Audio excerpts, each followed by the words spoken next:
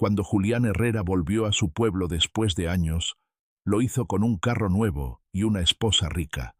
Pensó que ese sería el mejor día de la vida de sus padres, pero cuando llegó a la casa donde había crecido, encontró la puerta cerrada con un candado que no reconoció. Las ventanas estaban tapadas. El jardín de su madre estaba muerto. Una vecina le señaló hacia el fondo del terreno. «Están allá atrás, hijo». Julián caminó hasta el viejo gallinero. Abrió la puerta y lo que encontró adentro le destrozó el alma. Su padre y su madre estaban sentados sobre cajones de madera, comiendo tortillas duras con sal. A sus pies, las gallinas picoteaban los mismos restos, la misma comida, los padres y los animales. Detrás de él, Isabela murmuró: «Dios mío». Pero no preguntó quién les había hecho eso. No preguntó cómo habían llegado ahí, como si ya lo supiera. Ese día Julián descubrió que la miseria de sus padres no era mala suerte, era una traición, y venía de donde menos lo esperaba. Antes de continuar, si tú también crees que a los padres se les respeta siempre, déjanos un comentario. Cuéntanos de qué ciudad nos escuchas. Dale like, suscríbete y activa la campanita porque lo que estás a punto de escuchar es mucho peor de lo que imaginas.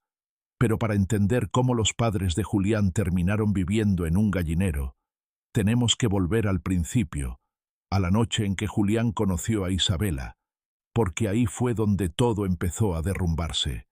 2 años antes de ese día en el gallinero, Julián Herrera vivía en la Ciudad de México. Trabajaba como chofer para una empresa de construcción. No era un mal trabajo. El sueldo alcanzaba para un cuarto pequeño cerca de Iztapalapa, para comer 3 veces al día y para mandar algo de dinero a sus padres cada quincena. No era la vida que había soñado, pero era honesta. Una noche, el dueño de la empresa le pidió un favor. Necesitaba que alguien llevara unos documentos a una fiesta privada en Polanco. Julián aceptó. No tenía nada mejor que hacer. La fiesta era en una casa enorme, de esas con jardín interior y meseros con charolas de plata. Julián dejó los documentos en la recepción y estaba a punto de irse cuando una voz lo detuvo. «Ya te vas». Se dio la vuelta. Una mujer joven lo miraba desde el otro lado del pasillo. Vestido negro, cabello suelto, una copa de vino en la mano. Sonreía como si lo conociera de toda la vida. «Soy Isabela», dijo, y le extendió la mano. Julián no entendía por qué una mujer así le estaba hablando. Él traía puestos unos jeans gastados y una chamarra que había comprado en el tianguis. Ella parecía sacada de una revista, pero Isabela no parecía notar la diferencia. Le preguntó su nombre, de dónde era, a qué se dedicaba. Lo escuchó con atención. Se rió de sus bromas. Le dijo que le gustaban los hombres sencillos, que estaba cansada de gente superficial. Julián se fue de esa fiesta con el número de Isabela guardado en el teléfono y una sensación que no había sentido en años. Alguien lo había visto, alguien lo había elegido, pero nadie elige sin un motivo. Lo que Julián no sabía era que Isabela ya tenía su número antes de esa noche. Ya sabía su nombre, ya sabía dónde trabajaba, de qué pueblo venía y, sobre todo, ya sabía exactamente cuántas hectáreas de tierra tenía su padre en el estado de Jalisco. Ese encuentro no fue una coincidencia. Fue el primer movimiento de un plan que Julián tardaría 2 años en descubrir. El noviazgo fue rápido. 3 meses de llamadas, cenas y promesas. Isabela lo hacía sentir que el mundo era más grande de lo que él creía, que un hombre como él merecía más, que juntos podían construir algo. Y Julián le creyó, porque quería creerle. Pero entre las promesas, Isabela también plantaba otras cosas, pequeñas frases que Julián no notaba en el momento, pero que iban cambiando su manera de pensar. Una noche, después de cenar en un restaurante que Julián jamás habría podido pagar solo, Isabela le tomó la mano y le dijo: «Tú eres diferente a la gente de tu pueblo, Julián. Tú piensas más grande. No deberías sentirte culpable por querer algo mejor». Otra vez, Cuando Julián mencionó que quería ir a visitar a sus padres un fin de semana, Isabela suspiró. Mi amor, acabas de empezar un trabajo nuevo. Si pides permiso, ahora, van a pensar que no eres serio. Tus papás entienden. Llámalos y ya. Julián llamó, pero las llamadas se fueron espaciando. Primero cada semana, después cada 15 días, después una vez al mes. Isabela nunca le dijo que dejara de hablar con sus padres. No necesitaba hacerlo. Solo le daba razones para posponer. Y Julián, sin darse cuenta, fue soltando el hilo que lo conectaba con su familia. Se casaron en una ceremonia pequeña en la Ciudad de México. La familia de Isabela asistió. Don Máximo Montero, su padre, le dio la mano a Julián con un apretón firme y una sonrisa amable. «Bienvenido a la familia, hijo», le dijo. Pero sus ojos no sonreían. Eran los ojos de un hombre que mira a alguien y ya sabe exactamente para qué le va a servir. Esa noche hubo una cena en la casa de los Montero. Una mesa larga cubiertos de plata. Vino que costaba más que el sueldo mensual de Julián. Don Máximo se sentó a la cabecera y durante toda la cena le hizo preguntas a Julián. Preguntas que parecían conversación amable, pero que tenían otro propósito. Y dime, hijo, ¿tu padre tiene mucha tierra allá en Jalisco? Julián sonrió con orgullo. 12 áreas, don Máximo, con un manantial que corre todo el año. Mi papá siempre dice que esa agua es lo mejor que tiene. Don Máximo levantó su copa de vino. ¡Qué bonito! La tierra con agua siempre vale la pena cuidarla. Isabela, sentada al lado de Julián, le apretó la mano por debajo de la mesa. Julián pensó que era un gesto de cariño. No sabía que era una señal. Su esposa acababa de confirmarle a su padre frente a sus ojos todo lo que necesitaba saber. Julián no lo notó. Estaba demasiado feliz. Y esa fue la trampa perfecta, porque cuando un hombre está enamorado, no hace preguntas, no busca explicaciones, no se detiene a pensar por qué una mujer rica se fijó en un choer de Iztapalapa. Julián simplemente creyó que la vida por fin le estaba sonriendo. Mientras Julián construía su nueva vida en la capital, algo muy distinto estaba ocurriendo en su pueblo. Don Máximo Montero no era solo un empresario, era dueño de una de las distribuidoras de ganado más grandes del occidente de México. Durante años había comprado ranchos, terrenos y parcelas a lo largo de Jalisco para expandir su negocio. Pero había un terreno que se le resistía, las 12 hectáreas de don Ernesto Herrera. No era el terreno más grande ni el más productivo, pero tenía algo que ningún otro terreno en kilómetros a la redonda tenía: un manantial de agua limpia que corría todo el año. Para don Máximo, esa agua valía más que la tierra misma. Sin ella, su nuevo proyecto ganadero no podía funcionar. Don Máximo había intentado comprar ese terreno 2 veces. Las 2 veces, don Ernesto dijo que no. Esta tierra no se vende, le había dicho al intermediario sin siquiera saber quién estaba detrás de la oferta. Aquí nacieron mis hijos, y aquí me van a enterrar. Don Máximo no era un hombre que aceptara un no, así que cambió de estrategia. Si no podía comprar la tierra de frente, la tomaría por otro camino. Primero mandó a su hija. Isabela se acercó a Julián. Se ganó su confianza. Se casó con él. Ahora don Máximo tenía ojos y oídos dentro de la familia Herrera. Cada vez que Julián hablaba de sus padres, de la tierra, de las dificultades económicas del pueblo, Isabela escuchaba con atención y después llamaba a su padre. Luego llegó la segunda pieza del plan. Rosendo García, don Cheno, compadre de don Ernesto desde hacía más de 30 años. El hombre que había sido padrino de bautizo de Julián. El hombre que compartía mezcal con don Ernesto los viernes por la tarde. Don Máximo lo encontró en un momento de debilidad. Don Cheno tenía deudas, muchas, y don Máximo le ofreció una salida. «Solo necesito que lo convenzas de firmar unos papeles», le dijo. Nada más. Don Chen no aceptó. Empezó poco a poco. Visitaba a don Ernesto más seguido que de costumbre. Hablaban del campo, del clima, de los viejos tiempos. Y entre conversación y conversación, don Cheno comenzó a soltar la semilla, que el municipio estaba pidiendo documentos nuevos para las propiedades rurales, que había una deuda antigua con el gobierno, que podía ser un problema, que él conocía a alguien que podía ayudar a regularizar todo antes de que fuera demasiado tarde. Don Ernesto no le creyó al principio, pero don Cheno insistió semana tras semana, y la duda cuando se planta con paciencia siempre termina dando frutos. Mientras tanto, al otro lado del país, Beatriz intentaba hacer lo que nadie más estaba haciendo: avisar a Julián. Beatriz era la prima de Julián. Vivía a 3 calles de la casa de don Ernesto y había notado las visitas cada vez más frecuentes de don Cheno. Había visto al hombre del traje que llegó una tarde en una camioneta negra con vidrios polarizados. Había escuchado a doña Elena llorar una noche detrás de la puerta. Llamó a Julián una vez, 2 veces, 3 veces. La primera vez Isabela contestó el teléfono.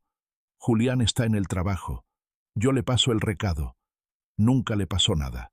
La segunda vez el teléfono sonó hasta que cayó al buzón. La tercera vez Isabela contestó de nuevo. Prima, no te preocupes. Todo está bien con los tíos. Julián habló con ellos la semana pasada. Era mentira.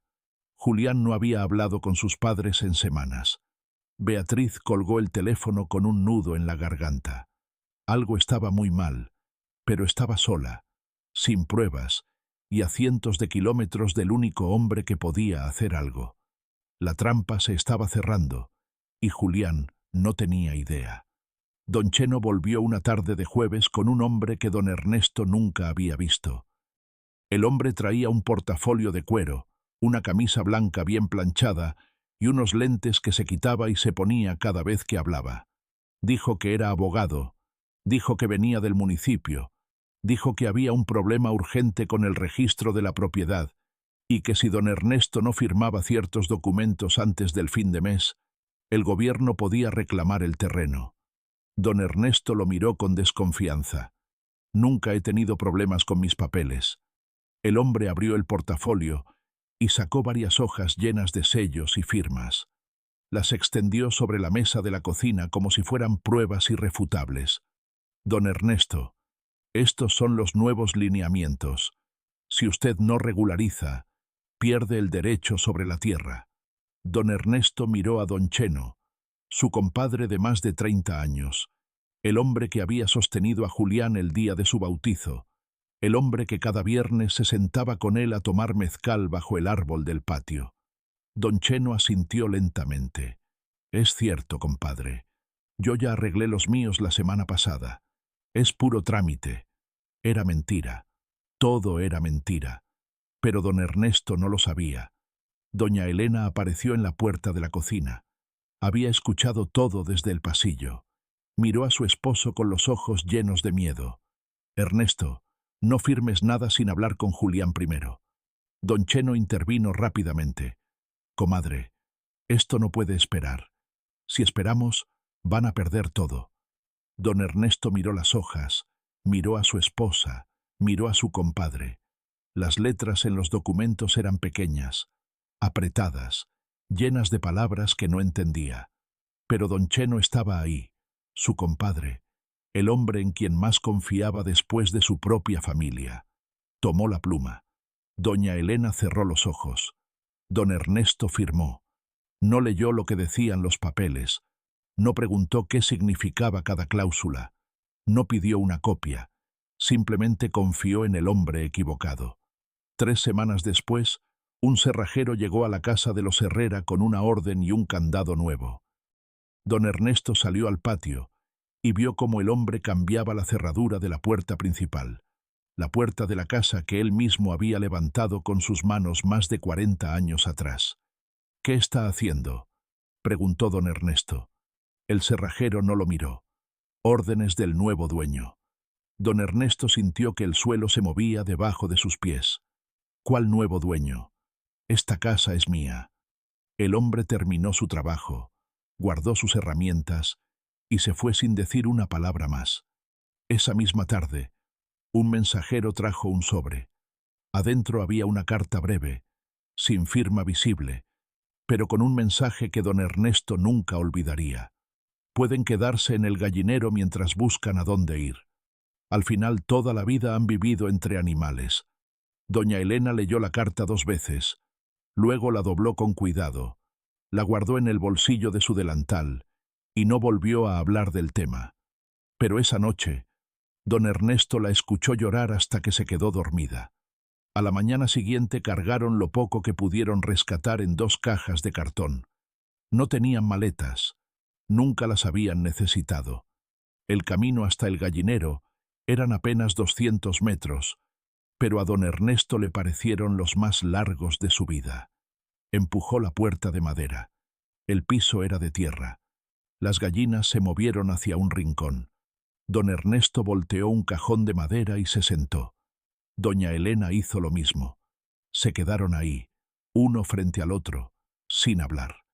Esa primera noche, don Ernesto no durmió. Se quedó sentado escuchando las gallinas moverse en la oscuridad y el viento que silbaba entre las tablas rotas.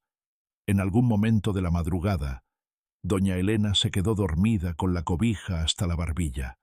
Don Ernesto la miró durante mucho tiempo, 40 años a su lado, y ahora dormía en un gallinero porque él había confiado en el hombre equivocado. Don Ernesto perdió su casa, su tierra y su dignidad con una sola firma, y el hombre que lo llevó a ese momento era el mismo que le decía compadre cada viernes mientras compartían mezcal. El olor a plumas y a tierra húmeda llenaba el gallinero. La luz de la tarde entraba por las tablas rotas del techo y dibujaba líneas delgadas sobre el suelo. Julián estaba de pie frente a sus padres. No se había movido desde que los encontró. «Necesito que me digan qué pasó», dijo. Su voz sonaba tranquila, pero sus manos temblaban. Don Ernesto no levantó la mirada. Tenía los codos apoyados sobre las rodillas y la cabeza baja, como si el peso de la vergüenza no lo dejara enderezarse.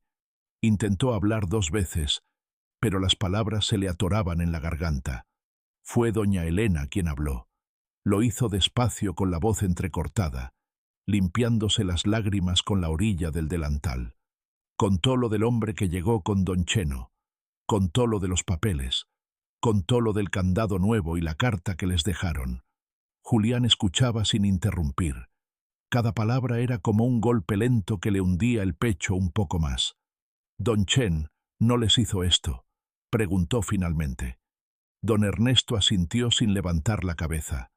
Dijo que era un trámite del municipio. Doña Elena continuó. «Pero no fue solo él, hijo. El abogado que trajo no era de aquí. Vino de fuera en una camioneta negra con vidrios oscuros». Julián frunció el ceño. «¿De fuera? ¿De dónde?» Doña Elena se limpió los ojos. «No sé, pero don Cheno dijo que era gente importante, gente con dinero». El gallinero quedó en silencio. Solo se escuchaba el cacareo suave de las gallinas y el viento moviendo las tablas del techo. Julián se dio la vuelta lentamente para mirar a Isabela. Ella estaba recargada contra el marco de la puerta con los brazos cruzados. Su expresión era seria, preocupada, perfecta. «Esto es terrible, mi amor», dijo Isabela. «Hay que buscar un abogado». Julián la miró unos segundos. Algo no encajaba, pero no sabía qué. Entonces, doña Elena dijo algo más. «Tu compadre mencionó un nombre una vez cuando estaba hablando con el abogado afuera de la casa pensando que yo no escuchaba». Julián volteó hacia su madre. «¿Qué nombre?» Doña Elena dudó. Miró a Isabela de reojo. Luego habló en voz baja. «Montero». El apellido cayó como una piedra en el silencio del gallinero. Julián sintió que algo frío le recorría la espalda. Montero, el apellido de su esposa, el apellido de su suegro. Volteó a ver a Isabela. Ella no se movió. No abrió los ojos con sorpresa. No preguntó Montero. ¿Quién no hizo ninguna de las cosas que una persona haría al escuchar su propio apellido mencionado en medio de una historia de engaño y despojo? Solo dijo, «Seguramente es una coincidencia». Pero su voz tembló, solo un poco, lo suficiente. y en ese momento Julián supo que algo estaba muy mal. No sabía todavía qué era. No tenía pruebas, no tenía certezas, pero una pregunta empezó a crecer dentro de él como un veneno lento. ¿Qué tanto sabía Isabela? Julián salió del gallinero con la mandíbula apretada y una sola idea en la cabeza: encontrar a don Cheno. Le dijo a Isabela que iba a caminar para despejarse. Ella asintió con una sonrisa comprensiva. «Tómate tu tiempo, mi amor». Julián no respondió. Ya no podía mirarla de la misma manera. Caminó por las calles del pueblo preguntando. La primera persona que encontró fue don Lázaro, el dueño de la tienda de abarrotes. El viejo lo miró con tristeza. «Tu papá vino hace meses pidiendo que alguien lo ayudara». Pero don Cheno le decía a todo el mundo que era un trámite normal, que don Ernesto estaba exagerando. La segunda persona fue doña Amparo, que vivía frente a la iglesia. «Yo vi cuando llegó la camioneta negra», dijo bajando la voz. «Vidrios polarizados de esas que no se ven por aquí». Don Cheno salió a recibirlos como si los estuviera esperando. La tercera persona fue don Tacho, que tenía un puesto de fruta cerca de la entrada del pueblo. «Tu mamá vino a pedirme fiado unas semanas después de que lo sacaron de la casa. No tenía ni para tortillas. Le di lo que pude, pero ella no quería que nadie supiera». Julián apretó los puños. Cada conversación confirmaba lo mismo. Don Cheno había sido el puente entre sus padres y quien fuera, que estaba detrás de todo, pero también confirmaba algo peor. Sus padres habían pasado meses sufriendo en silencio, mientras él vivía en la capital, sin saber nada. Lo encontró en su casa sentado en el patio trasero, con un vaso de agua entre las manos. Cuando don Cheno vio a Julián cruzar el portón, se puso de pie tan rápido que el vaso se cayó al suelo. Julián dijo con una sonrisa nerviosa: «Muchacho, qué gusto verte». Julián no se detuvo hasta quedar a un paso de él. «¿Qué le hiciste a mi padre?» La sonrisa desapareció. «Yo no le hice nada. Fue un trámite del municipio. Ya te lo habrán dicho. Mi padre está viviendo en un gallinero, don Cheno, comiendo tortillas con sal entre las gallinas. ¿Eso le parece un trámite?» Don Cheno retrocedió medio paso. Su rostro se descompuso. Los labios le temblaban. «Mira a Julián, yo solo. Yo no quería que las cosas llegaran a esto. Entonces, ¿qué quería?» El viejo bajó la mirada al suelo. El silencio duró varios segundos. Cuando habló, su voz era apenas un susurro. «Yo solo hice lo que me pidieron». Julián sintió que el corazón le latía en las sienes. «¿Quién te lo pidió?» Don Cheno lo miró con los ojos húmedos. Abrió la boca, la cerró.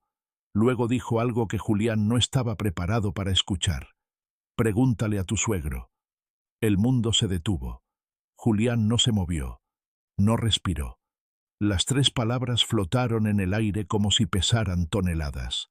«Tu suegro, don Máximo Montero, el padre de Isabela, el hombre que le había dado la mano el día de su boda y le había dicho: bienvenido a la familia». «Estás mintiendo», dijo Julián, pero su voz ya no sonaba segura. Don Cheno negó con la cabeza. «Ojalá lo estuviera, muchacho». Julián salió de la casa de don Cheno con las piernas temblando. La calle estaba vacía. El sol empezaba a bajar, y entonces escuchó una voz detrás de él. Julián se dio la vuelta. Beatriz estaba parada en la esquina. Su prima tenía los ojos rojos como si hubiera estado llorando. «Beatriz, ¿qué haces aquí?» Ella caminó hacia él. «Te estuve buscando desde que supe que habías llegado». Lo miró directamente a los ojos. «Hay algo que tienes que saber». Julián la miró. «¿Qué cosa?» Beatriz respiró hondo. «Intenté llamarte muchas veces cuando empezó todo lo de tu papá. Cuando don Cheno empezó a venir con esos papeles. Intenté avisarte». Julián frunció el ceño. «Nunca recibí ninguna llamada tuya». «Lo sé». Beatriz apretó los labios. «Porque no fui yo quien contestó tu teléfono». El silencio cayó entre los dos. «La primera vez», contestó Isabela. «Me dijo que te iba a pasar el recado. La segunda vez nadie contestó. La tercera vez Isabela me dijo que tú ya habías hablado con tus papás y que todo estaba bien. Julián sintió que el estómago se le hundía. Nunca te pasó ningún recado, Julián, y yo me quedé aquí sola, viendo cómo le quitaban todo a tus padres, sin poder hacer nada. La voz de Beatriz se quebró. Se limpió los ojos con el dorso de la mano. Un día vine a ver a tus papás al gallinero. Tu mamá estaba sentada sola. Tu papá había salido a buscar leña. Ella me agarró las manos y me dijo: «No le digas a Julián. No quiero que sepa que su padre no pudo cuidar lo que era suyo». Me pidió que no dijera nada, Julián. Tu mamá me pidió que guardara el secreto para proteger el orgullo de tu papá. Julián cerró los ojos. Sintió que algo se rompía adentro, no de golpe, sino despacio, como una grieta que se abre lentamente en una pared. Pero yo no podía quedarme callada. Continuó Beatriz. Por eso seguí llamando, y cada vez que llamaba, tu esposa se encargaba de que el mensaje nunca te llegara. Una por una, las piezas empezaban a caer en su lugar. Don Cheno, don Máximo, las llamadas bloqueadas y en el centro de todo, como un hilo invisible que conectaba cada traición, estaba Isabela, su esposa. Julián entró a la habitación donde se estaban quedando esa noche. Era el cuarto de un vecino que les había ofrecido un lugar para dormir. Las paredes eran de adobe, una sola lámpara alumbraba la cama y una silla vieja en la esquina. Isabela estaba sentada frente a un espejo pequeño cepillándose el cabello. Cuando Julián cerró la puerta, ella lo miró por el reflejo. «¿Estás bien, mi amor?» Julián no se sentó. Se quedó parado junto a la puerta con los brazos a los lados del cuerpo. La miró en silencio durante varios segundos. Isabela dejó de cepillarse. «¿Qué pasa?» «Hablé con don Cheno». Isabela volvió a cepillarse. «¿Y qué te dijo ese señor?» «Me dijo que le preguntara a mi suegro». La mano que sostenía el cepillo se detuvo solo un instante. Después continuó el movimiento como si nada hubiera pasado. «No sé de qué habla ese hombre. Claramente está buscando culpar hasta a alguien más». También hablé con Beatriz. Esta vez Isabela dejó el cepillo sobre la mesa. Se dio la vuelta en la silla para mirarlo de frente. «Tu prima. ¿Qué tiene que ver ella con esto? Me contó que intentó llamarme varias veces y que tú contestaste y nunca me pasaste el recado». Isabela soltó una pequeña risa. «Julián, por favor, recibo decenas de llamadas. No me acuerdo de cada una. ¿Te acordarías de una llamada diciendo que a mis padres les estaban quitando su casa?» El silencio llenó la habitación. La lámpara parpadeó una vez. Isabela lo miró fijamente. Su expresión cambió. No fue un cambio grande. Fue como si una máscara se moviera apenas 1 milímetro, lo suficiente para dejar ver lo que había debajo. «¿Qué estás insinuando?», preguntó con voz fría. «No estoy insinuando nada. Te estoy preguntando directamente, ¿tu padre tiene algo que ver con lo que le pasó a mis padres?» Isabela se levantó de la silla. «Mi padre es un empresario respetado. No tiene por qué meterse con unos campesinos de un pueblo perdido en Jalisco». La palabra campesinos salió de su boca como si quemara.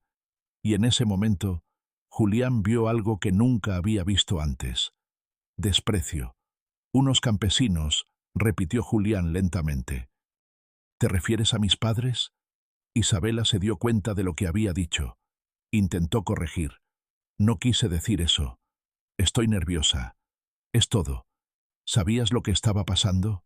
«No, Isabela, no lo sabía». «Julián, entonces, ¿por qué no te sorprendiste cuando viste a mis padres en el gallinero? ¿Por qué no preguntaste quién les hizo eso? ¿Por qué bloqueaste las llamadas de Beatriz?» Isabela abrió la boca, la cerró, la volvió a abrir. «Mi papá hizo lo que cualquier empresario haría», dijo finalmente, y su voz ya no temblaba. Era firme, fría, la voz de alguien que había dejado de fingir. Julián sintió que el piso desaparecía debajo de sus pies. «Entonces, sí sabías». Isabela lo miró directamente. «Esas tierras tienen un manantial que vale millones. Mi papá necesitaba esa agua. Intentó comprar de buena manera, y tu padre dijo que no. ¿Qué esperabas que hiciera?» «¿Y yo qué fui?», preguntó Julián. La pregunta le salió rota. como si las palabras tuvieran vidrio por dentro. ¿Qué fui en todo esto? Isabela no respondió de inmediato. Lo miró con una expresión que Julián nunca le había visto. No era culpa, no era tristeza, era indiferencia. Fuiste necesario, dijo 2 palabras. Fuiste necesario, como una herramienta, como una llave que se usa para abrir una puerta y después se guarda en un cajón. Julián sintió que los ojos le ardían, no de tristeza, de rabia, de vergüenza, de darse cuenta de que cada beso, cada caricia, cada te amo, había sido parte de un plan diseñado en una oficina con aire acondicionado a cientos de kilómetros de ahí. Él no había sido un esposo, había sido un instrumento, y mientras él se enamoraba como un idiota en la Ciudad de México, su esposa hablaba por teléfono con su padre para contarle cada detalle de la familia Herrera, cada debilidad, cada miedo, cada puerta por donde entrar. Julián caminó hacia la puerta, la abrió. Antes de salir dijo una sola frase sin darse la vuelta. «Esto no se va a quedar así». Isabela no respondió, pero por primera vez desde que Julián la conocía, algo en su rostro dejó de ser indiferencia. Fue miedo. A la mañana siguiente, Julián tocó la puerta de la licenciada Morales. Su oficina estaba a 2 cuadras de la plaza, en una casa vieja con las paredes pintadas de azul deslavado. Alguien en el pueblo le había dicho que era la única abogada de la zona que no le tenía miedo a nadie. Julián necesitaba exactamente eso. La licenciada era una mujer de unos 50 años, seria, con el pelo recogido y unos lentes que usaba en la punta de la nariz. Lo escuchó sin interrumpirlo. Cuando Julián terminó de contar todo, ella extendió la mano. Los documentos. Julián le entregó las copias que había conseguido en el municipio esa misma mañana. La licenciada las revisó hoja por hoja. Pasaron varios minutos en silencio. Luego se quitó los lentes y los dejó sobre el escritorio. Hay varias irregularidades. Julián se inclinó hacia adelante. ¿Cómo cuáles? Primero, el supuesto abogado que fungió como testigo del contrato. Revisé el registro del Colegio de Abogados de la región. No aparece ni su nombre ni su cédula. Julián apretó la mandíbula. Era un falso, o alguien que ejerce en otro estado sin validez aquí. En cualquier caso, el testimonio legal del contrato es cuestionable. La licenciada señaló otra parte del documento. Segundo, la descripción de la transacción. Aquí dice compra-venta, pero no hay ningún registro de pago, ninguna transferencia, ningún recibo, nada. Tu padre supuestamente vendió 12 áreas con manantial, y no recibió un solo peso porque no fue una venta, fue un robo. La licenciada asintió. Legalmente hay base suficiente para impugnar el contrato y solicitar la nulidad, pero necesitamos algo más. ¿Qué? Prueba directa de que tu padre fue engañado deliberadamente. El testimonio de tu padre y tu madre es importante, pero un juez va a querer más. Necesitamos que alguien confirme quién ordenó todo esto. Julián se recargó en la silla. Ya sabía quién lo había ordenado, pero saberlo no era suficiente. Necesitaba que don Máximo lo dijera con su propia boca. La licenciada lo miró. ¿Tienes alguna forma de llegar a él? Julián pensó un momento. Luego respondió lentamente. Tengo a su hija. Julián regresó a donde estaba Isabela con una expresión distinta. Más tranquilo, casi resignado. Se sentó frente a ella y habló con voz calmada. Estuve pensando toda la noche. No tiene caso pelear por algo que ya se perdió. Isabela lo miró con cautela. ¿Qué quieres decir? Quiero decir que tal vez podemos llegar a un acuerdo con tu papá, que nos dé algo a cambio, algo para que mis padres al menos tengan donde vivir. No la tierra completa, solo algo justo. Isabela guardó silencio unos segundos. Después sonrió. No era una sonrisa de alivio, era la sonrisa de alguien que cree haber ganado. Me parece razonable. Puedo llamar a mi papá. Dile que venga al pueblo, dijo Julián. Prefiero hablarlo en persona, de hombre a hombre. Isabela asintió, tomó su teléfono y salió de la habitación. Julián la escuchó hablar en voz baja. Cuando regresó dijo: «Viene mañana por la tarde». Julián asintió. Perfecto. Esa noche Julián fue a ver a la licenciada Morales y le contó el plan. Luego habló con Beatriz. «Necesito que mañana estés en la plaza a las 5 de la tarde y que traigas a todos los que puedas». Beatriz no preguntó por qué, solo dijo: «Ahí estaré». Don Máximo Montero llegó al pueblo a las 4:30 de la tarde siguiente en una camioneta negra con choer. Bajó con la tranquilidad de un hombre que está acostumbrado a que las cosas salgan como él quiere. Vestía una gallabera blanca, impecable, botas de piel, un reloj que probablemente costaba más que todas las casas de esa calle juntas. Julián lo esperaba en la plaza. Había una mesa de madera con 2 sillas debajo del árbol más grande. Parecía una reunión sencilla, 2 hombres conversando. Pero alrededor de la plaza, sentados en las bancas, parados frente a la tienda, asomados desde las puertas de sus casas, estaban los vecinos del pueblo. Beatriz los había convocado a todos. Don Máximo miró alrededor con una sonrisa condescendiente. No sabía que esto era un evento público. «Es un pueblo pequeño», respondió Julián. «La gente es curiosa». Se sentaron. Don Máximo cruzó las piernas. «Isabela me dijo que quieres negociar. Me parece bien. Soy un hombre razonable». Julián asintió. «Solo quiero entender algo primero». Metió la mano en el bolsillo de su chaqueta. Sus dedos encontraron el teléfono. Presionó el botón de grabar sin sacarlo del bolsillo. Luego apoyó las manos sobre la mesa. «Usted mandó a don Cheno a convencer a mi padre, ¿verdad?» Don Máximo soltó una pequeña risa. «Mandé a alguien a ofrecerle un trato justo. Tu padre podía aceptar o no. Un trato justo. Mi padre no sabía lo que estaba firmando». Don Máximo se encogió de hombros. «No es mi problema que un hombre no lea lo que firma». Un murmullo recorrió la plaza. Los vecinos escuchaban cada palabra. Julián continuó con calma. El abogado que trajo don Cheno no tenía registro en esta región. Lo sabía. Don Máximo apretó ligeramente los labios. Se quedó en silencio un momento. Luego miró hacia los vecinos que rodeaban la plaza. Algo cambió en su expresión. Se inclinó hacia Julián y bajó la voz.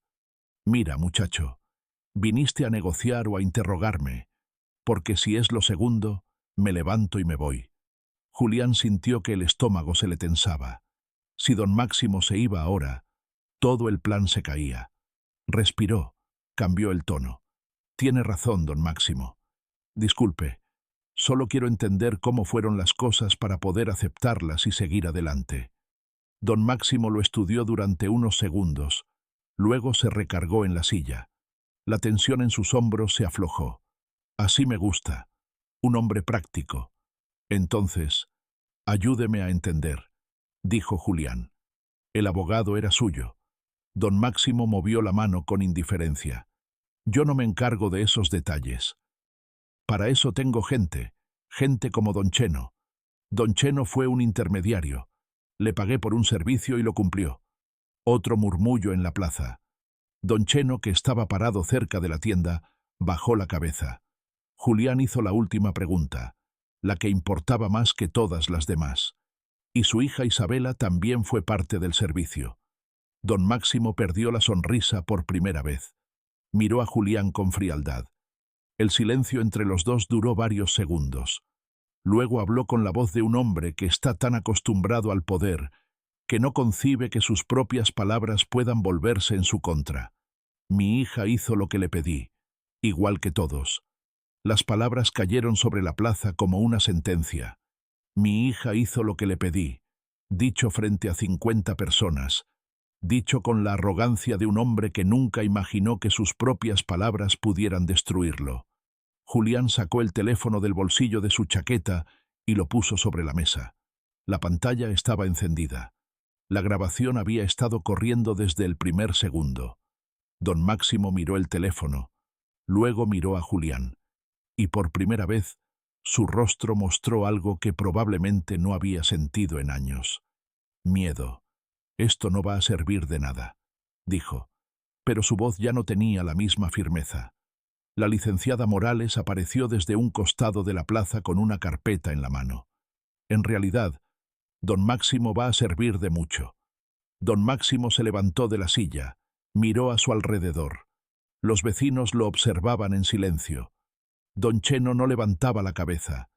Isabela, que había estado parada al fondo de la plaza, dio media vuelta y caminó hacia la camioneta sin decir una palabra. La trampa se había cerrado, y don Máximo acababa de entregar todo lo que Julián necesitaba. La licenciada Morales presentó la demanda 3 días después. La grabación, los testimonios de los vecinos, la ausencia de pago en el contrato, el abogado sin registro. Todo formaba un caso que ningún juez podía ignorar. El proceso fue más rápido de lo que Julián esperaba. Después de varias semanas, un juez ordenó la suspensión inmediata de cualquier operación relacionada con las tierras de don Ernesto. Poco tiempo después, el contrato fue declarado nulo. La propiedad volvió legalmente al nombre de don Ernesto Herrera. Don Máximo Montero enfrentó cargos por fraude y despojo. Su abogado pidió un arreglo fuera del tribunal. El juez lo rechazó.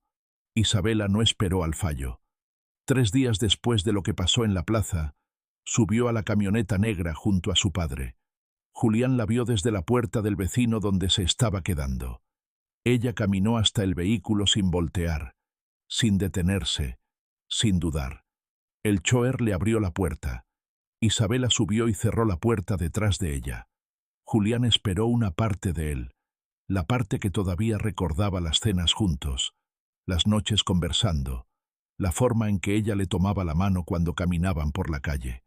Esa parte esperó que Isabela volteara, aunque fuera un segundo, que lo mirara por última vez, que en su rostro apareciera algo, lo que fuera, arrepentimiento, duda, algo humano.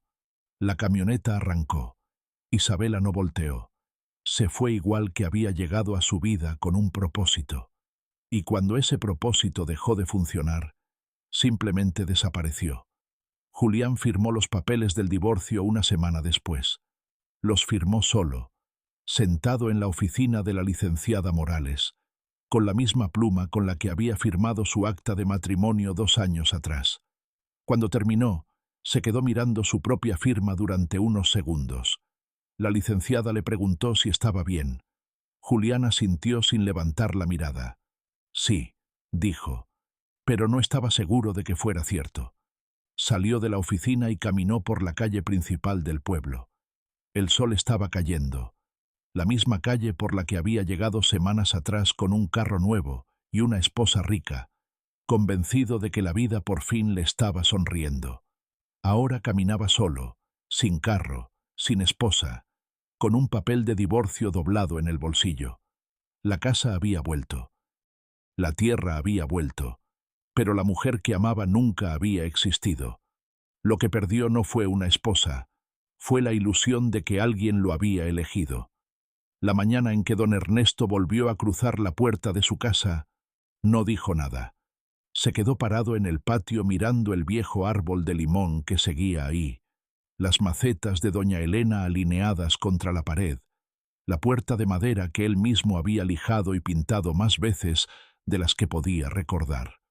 Todo seguía en su lugar, como si la casa lo hubiera estado esperando. Doña Elena entró detrás de él, caminó despacio hasta la cocina, pasó los dedos por la mesa donde habían comido juntos durante 40 años. Luego se sentó en su silla y lloró. Pero esta vez no eran lágrimas de vergüenza, eran de alivio. Don Ernesto caminó hasta donde estaba su esposa, se paró detrás de ella y le puso una mano sobre el hombro. No dijo nada. No hacía falta. Doña Elena levantó su mano y la colocó sobre la de él. Se quedaron así durante un largo rato en silencio en su cocina, en su casa. Julián los observaba desde la puerta. No entró. Los dejó solos con su casa, con su momento. Esa tarde, don Ernesto salió al patio y miró hacia el fondo del terreno. El gallinero seguía ahí. Las tablas rotas, el techo torcido, los cajones de madera donde habían comido tortillas con sal durante meses. Hay que tirarlo, dijo don Ernesto. Julián negó con la cabeza. No. Su padre lo miró. ¿Por qué? Porque nos recuerda que la confianza no se regala, se gana. Don Ernesto no respondió, pero asintió lentamente, como si las palabras de su hijo hubieran llegado a un lugar que ya no necesitaba explicaciones. Julián se quedó en el pueblo, no volvió a la Ciudad de México, no buscó a Isabela, no pidió explicaciones que ya tenía, se quedó donde siempre debió haber estado, con sus padres en su tierra. Los días que siguieron fueron tranquilos. Doña Elena volvió a plantar flores en las macetas del patio. Don Ernesto volvió a sentarse bajo el árbol de limón por las tardes y los viernes. Cuando caía el sol, Julián se sentaba con su padre a tomar un vaso de mezcal en el mismo lugar donde antes se sentaba don Cheno. No hablaban mucho, no hacía falta. Estar ahí era suficiente. Hay historias que parecen hablar de tierras y de dinero, pero esta nunca fue sobre eso. Esta fue la historia de un hombre que creyó en el amor equivocado y casi pierde a las únicas personas que lo amaban de verdad. La historia de unos padres que lo perdieron todo menos la dignidad, y la historia de un hijo que aprendió de la peor manera posible, que volver a casa nunca es demasiado tarde. Ahora queremos saber tu opinión. Si estuvieras en el lugar de Julián, ¿habrías perdonado a Isabela? Escríbelo en los comentarios. Y si crees que los padres merecen respeto y protección siempre, dale like a este video, suscríbete y activa la campanita, porque a veces hay que perderlo todo para entender lo que siempre estuvo ahí. M.